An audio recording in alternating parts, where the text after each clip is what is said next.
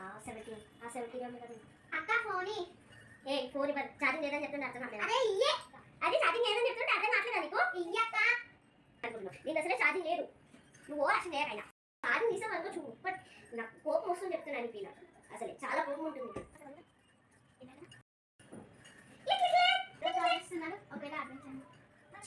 ఎవరండి hello baby ఏం చేస్తున్నావు చెప్తా ఆగు ఆడపైన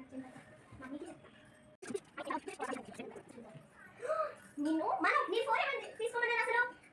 నువ్వు ఏదో బేబీతో మాట్లాడుతున్నావు కదా నేను విన్నాను మమ్మీకి చెప్తా ప్లీజ్